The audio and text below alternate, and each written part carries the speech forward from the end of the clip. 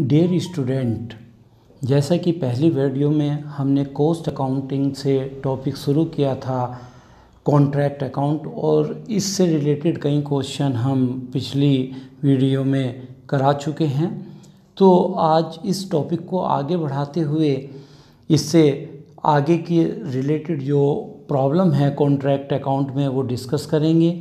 और हर बार की तरह इस बार भी मैं आप लोगों से निवेदन करूंगा कि घर पर रहकर पढ़ाई कीजिए और घर पर रहकर अपने आप को कोविड-19 के खतरों से बचाइए और अपने अड़ोस पड़ोस को और अपने परिवार को और अपने आसपास रहने वाले लोगों को कोविड-19 जैसी खतरनाक बीमारी से बचने के बारे में जागरूक कीजिए।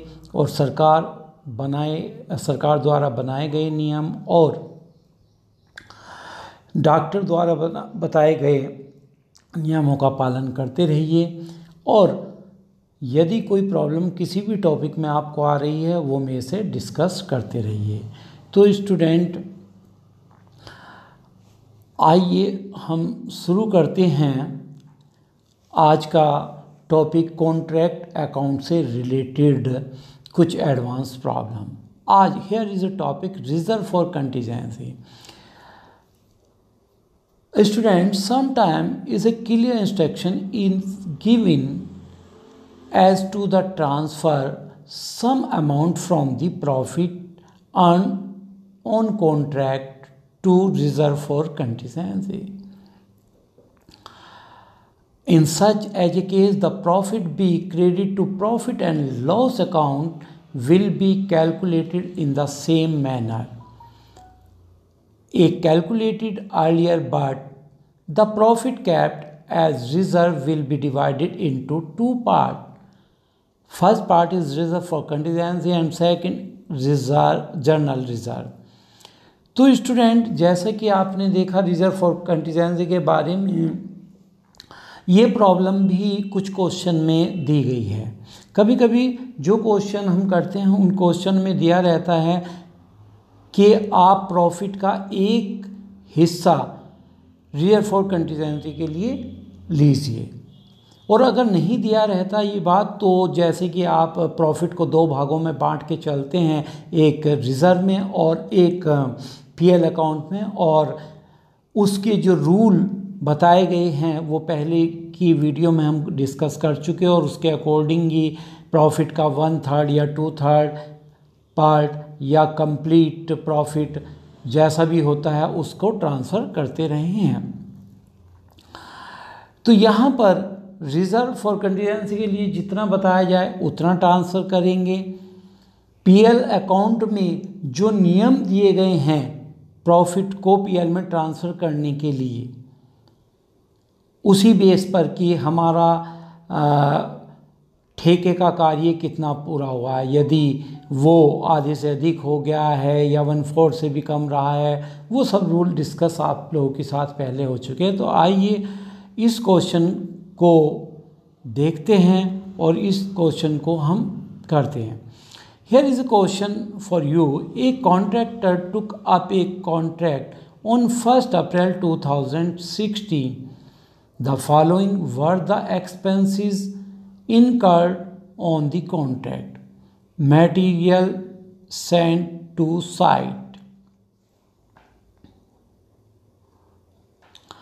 Material sent to site. जो माल भेजा गया है वो 50,000 का है। प्लांट जो इशूड किया गया है वो 11,000 का है। वेजेस जो लगी है वो 6,000 की। And other expenses is 4,000।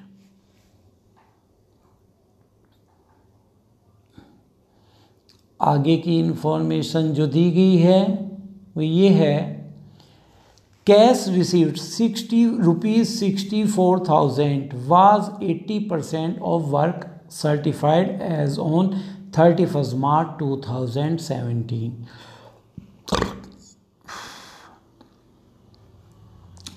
जैसा कि स्पष्ट इंस्ट्रक्शन है कि कैश रिसीव 64,000 है और वो 80% है वर्क सर्टिफाइड का। तो now calculate the what is the amount of work certified. So work certified is 64,000 divide by 80 multiply 100, it's amount of 80,000। तो यहाँ पर 80,000 रुपये का कार्य प्रमाणित हुआ है और ये ही कॉन्ट्रैक्ट अकाउंट में लिखा जाएगा। And now the cost of uncertified work was 1,000।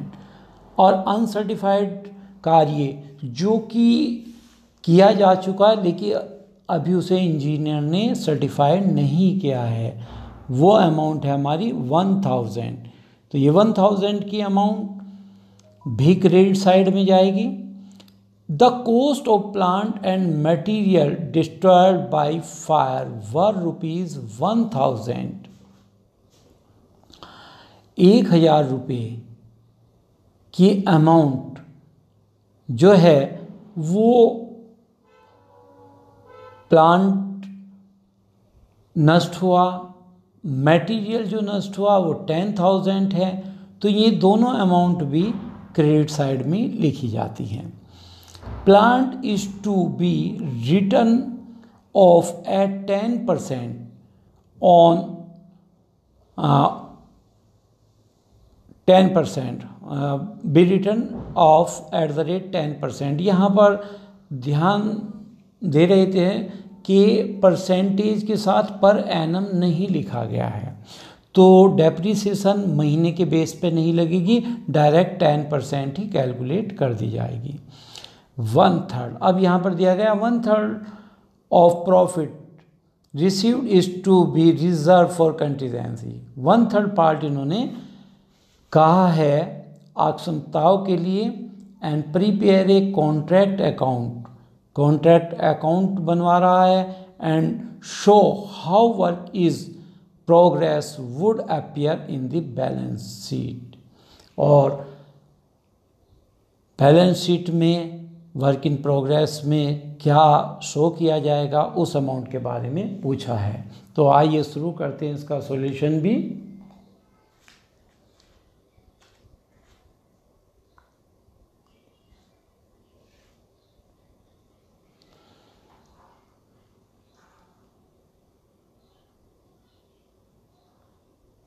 तो देखिए यहाँ पर स्टूडेंट,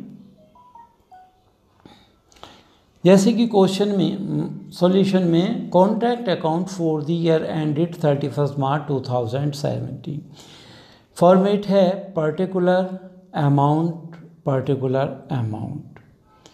और यहाँ पर आप देख रहे हैं सबसे पहले डेबिट में टू मटेरियल सेंड, जो मटेरियल भेजा गया था उसकी अमाउंट लिखी गई है 51,000। टू प्लांट था 11,000 का, वो लिख दिया गया है डेबिट में।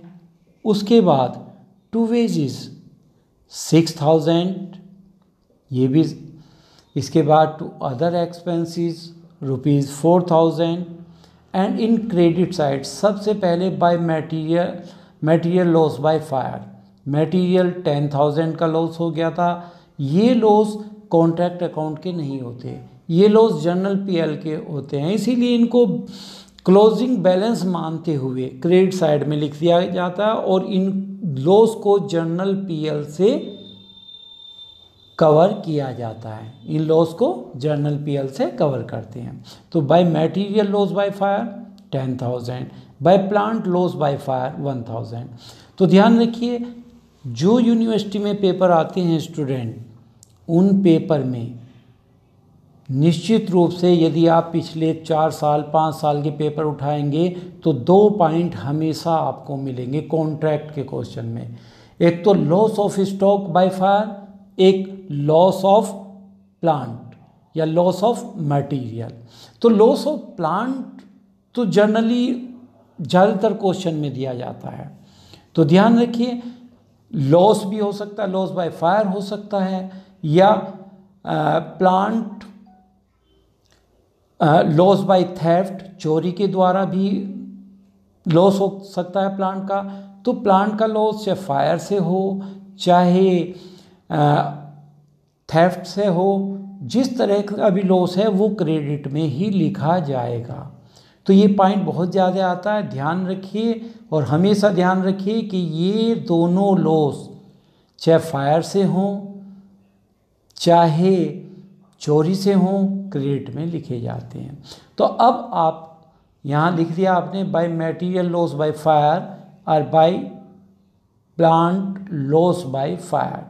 अब प्लांट बचा कितने का, जो प्लांट बचा हुआ है वो भी हमें क्रेडिट में लिखना है। बाय प्लांट एट साइट, हमने शुरू में प्लांट दिया था कितने का, 11,000 का। 11,000 में से आप देख रहे 1,000 रुपये का plant loss by fire credit में लिखा जा चुका, तो प्लांट बचा कितने का, 10,000 का। And now by plant at site 10,000 less depreciation eight the rate 10%, और यहाँ 10% की दर से 1,000 डेप्रीसिएशन आएगी। यहाँ हम टाइम पीरियड को नहीं देखेंगे, एक बात ध्यान रखिए, यहाँ हम टाइम पीरियड को नहीं देखेंगे कि भाई कितने समय कॉन्ट्रैक्ट चला, क्योंकि ये हमें तब ध्यान देना था या देना चाहिए जब डेप्रीसिएशन पर रेट के साथ पर एनम लिखा हो। अगर इस क्वेश्चन में लिखा रहता depreciation eight the rate 10% per annum, तब हमें ध्यान रखना पड़ता कि क्या ये कॉन्ट्रैक्ट पूरे साल के लिए था, ये कार्य पूरे साल हुआ या 6 महीने। अगर 6 महीने होता तो उसका हाफ करना पड़ता, लेकिन अब हमें ऐसी कोई प्रॉब्लम नहीं है। तो यहाँ 10,000 में से 1,000 डेप्रीसिएशन, 10,000 का 10% 1,000 हो गया, ये घटा के 9,000 हमने क्रेडिट साइड में इधर दिखा दिया। And now is by work in progress. Work in progress में क्रेडिट में यहाँ 2 चीज़ आएंगी। जैसे कि मैंने पहले क्वेश्चन में बताया था कि यदि कार्य पूरा हो गया है तो बाय कॉन्ट्रैक्ट प्राइस लिखा जाएगा, लेकिन कार्य चूँकि पूरा नहीं हुआ तो बाय वर्क इन प्रोग्रेस लिखा जाएगा। और वर्क इन प्रोग्रेस में पहले आएगा वर्क सर्टिफाइड। और यहाँ भी ध्यान दीजिए स्टूडेंट, क्वेश्चन में वर्क सर्टिफाइड की अमाउंट क्वेश्चन में नॉर्मली नहीं देता, उसके बजाय ज़्यादातर सभी क्वेश्चन में अमाउंट दी जाती है कैश रिसीव्ड, कि इतने रुपए प्राप्त हुए, और वो वर्क सर्टिफाइड का 80, 70, 60, 90% है। तो उसके बेस पर आप वर्क सर्टिफाइड को कैलकुलेट करते हैं और उसी के द्वारा आप कैलकुलेट करके देखेंगे। Here is work certified.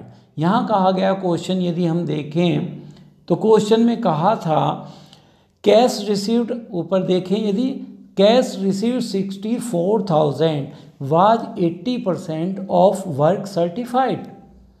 यहाँ पर हमारा जो कैश रिसीव्ड है वो 64 है और वो वर्क सर्टिफाइड का 80% है। तो यहाँ वर्क सर्टिफाइड करने के लिए क्या करेंगे, नीचे सॉल्यूशन में देखिए 64,000 multiply 100 divide by 80, here is amount is 80,000। तो 80,000 की वर्क सर्टिफाइड की अमाउंट आ गई। और now is work uncertified. Work uncertified amount is given in the question ₹1,000। तो 1,000 रुपये का वर्क अनसर्टिफाइड है वो लिख दिया गया। ये क्वेश्चन में आप देख रहे हैं कि वाज ₹1,000। तो यहाँ पर अब आप इसको देखते हुए टोटल इधर का क्रेडिट में टोटल 1,01,000 आ रहा है और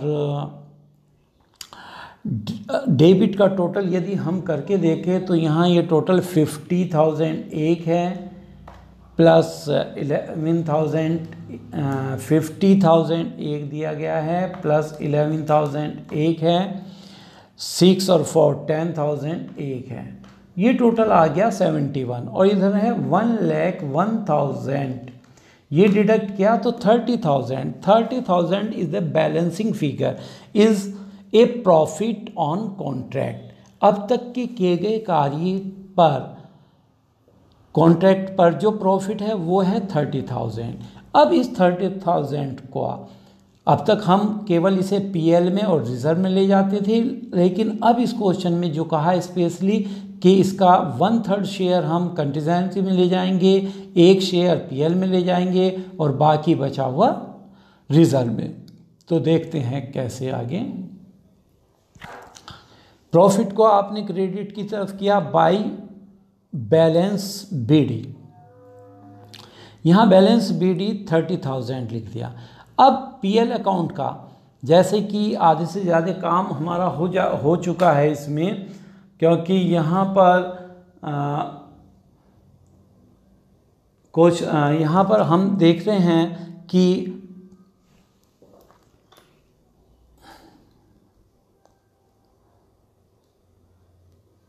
यहाँ पर टू प्रॉफिट एंड लॉस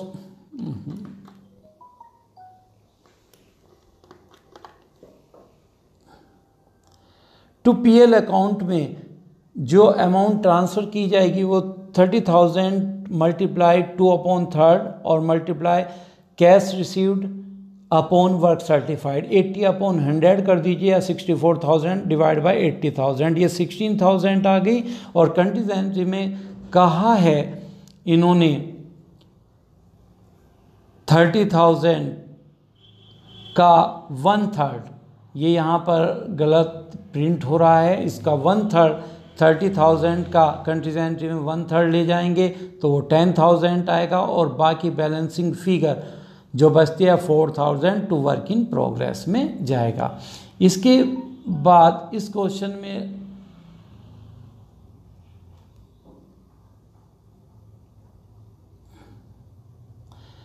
पूछा था work in progress appear in the balance sheet. इसके लिए यहाँ पर मैंने दिखाया है work certified 80,000 plus work uncertified 1,000, 81 हो गया, माइनस प्रॉफिट इन रिजर्व 4,000, उसके बाद टोटल आ गया 77,000 और माइनस कैश रिसीव्ड 64, और जो बैलेंसिंग फिगर 13,000 आएगी वो जाएगी वर्क इन प्रोग्रेस में।